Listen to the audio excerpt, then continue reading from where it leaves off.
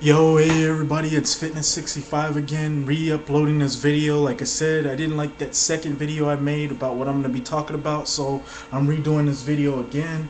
Let's get started with this video of the top 10 best of the 10 best wrestlers of this decade. We start off at number 10 with CM Punk, probably one of the most complete wrestlers of the decade. Has has good promo still skills, was able to have some really good feuds during this whole decade from from ROH going to the WWE. Had some good matches in ROH and the WWE, whether it was Samoa Joe or whether it was Christopher Daniels or whoever in ROH. He was able to have a good match with them.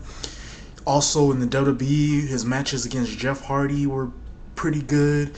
His match against Umaga was pretty good. His matchup against Edge was on Raw was pretty good, and he's just had some many memorable matches throughout the decade, and that's why I put him at number 10, is he just had a solid decade, and he's just been having some really good matches. Sorry about that. Some really good matches that sort of get people talking about, and he's just been getting better and better in the ring, and I see that trend continuing throughout 2010. Number 9, I put Eddie Guerrero. Eddie Guerrero is one of those guys that you either hate him or, I mean, Eddie Guerrero is one of those guys that can make you love him, can make you hate him, can make you laugh at him, or etc. He's just one of those guys that just can do that because he can play both a heel and a face, and he's really good at doing that, and that's what makes him one of the most complete wrestlers throughout the decade. Also a very good mat technician, can work with just about anybody. Hit some very good memorable matches, whether it was that underrated ladder match against Edge on SmackDown, or his matches against Chris Benoit, or even his matches against Billy Gunn. This man just never ceases to amaze me through some of the matches he had in the decade during his run in the WWE. Even to before his death, he was having some very good matches and having some very good feuds as well. Number 8 is a tie, is AJ Styles and Chris Jericho. AJ Styles going, well, I had a tie for two of these guys, AJ Styles and Chris Jericho. Really, I wanted to just have Chris Jericho on here, but I didn't want to leave AJ Styles, so I have both for number 8. As AJ Styles has just been having a phenomenal decade of wrestling. Very good. He's been putting on some very good high flying matches. He's a very good technical wrestler. He's a very good high flyer. He's a very good mat wrestler. Can tell good stories in all of his matches. Knows how to work a match. Knows how to work as a heel and a face. And he's just been one of those wrestlers that the company should put a lot of their stock on because they see a lot in him, and they know he's a very good wrestler as well. And that's the thing that they need to start doing now, right now in TNA. But even before then, they sort of focus a lot more on him. Every storyline ever since TNA has made its debut since 2000. Well, when TNA made its debut, it focused a lot more on him, or he had some part to do with it in the storyline, and that's why I have him at number 8, along with Chris Jericho, who's just been having a phenomenal year, and he had a phenomenal decade. Play very good face, very good heel, cut some really good promos throughout the decade, had some very good memorable matches throughout the decade, had some the match with The Rock at No Mercy is probably one of the best matches of all, probably one of the best matches throughout the decade, as it told a very good story, and it was one of those matches that sort of propelled Chris Jericho into the main event status.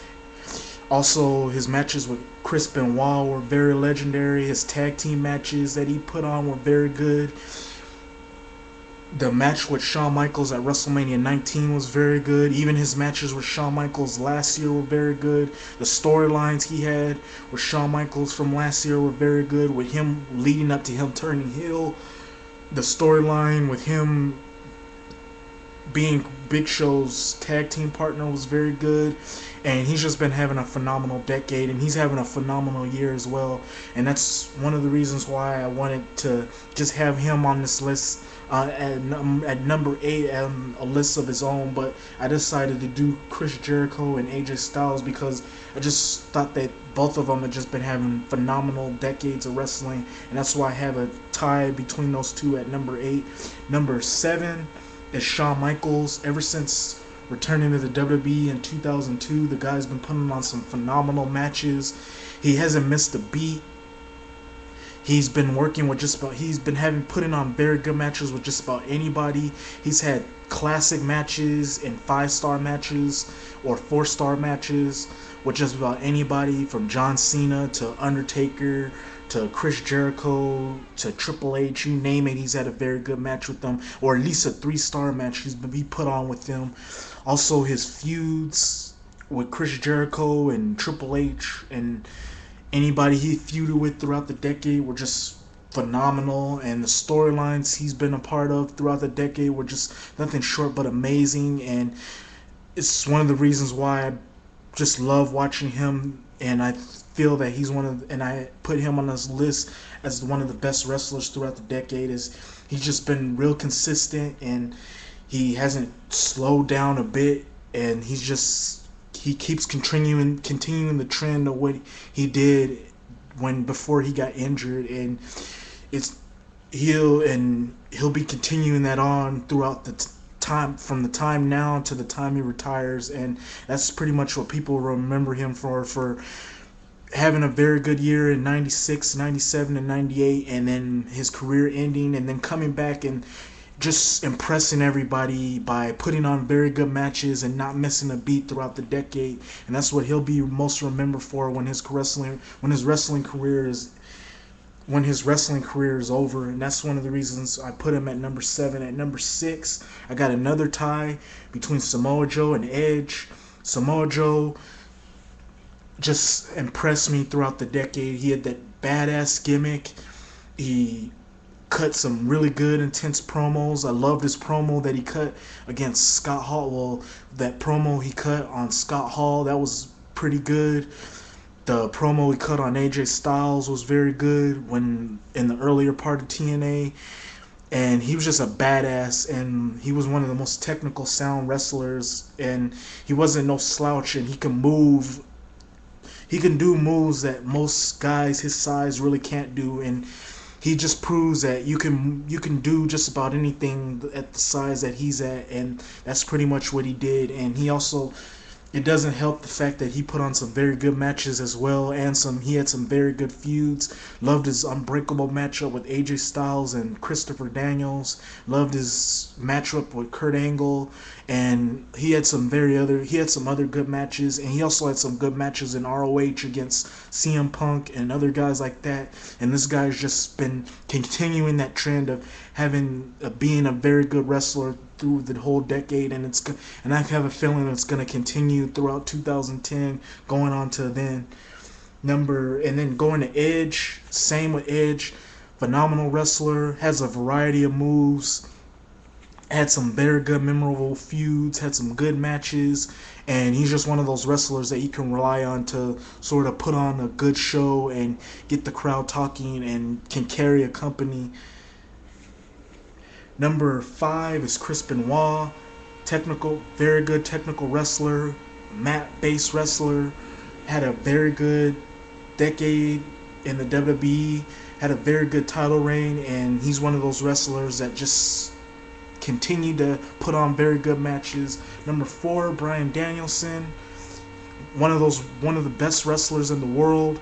Anybody who steps in the ring with them, they just tend to get better, and he's one of the reasons why they get better. Just look at some of the matches. Just look at some of the guys who are established now. Them facing Bryan Danielson sort of helped them out as they got them to become more of an even better wrestler than what they were before stepping in the ring with them. Also, he's very good on the mic, and he just had some very memorable feuds. Kurt Angle is number three. Good mat wrestler, technical wrestler, grasped the wrestling business as soon as he got in, and just keeps getting better each week. Stone Cold Steve Austin is number two. Same with Stone Cold Steve Austin, even before when he left, and then finally The Rock, very good wrestler, got better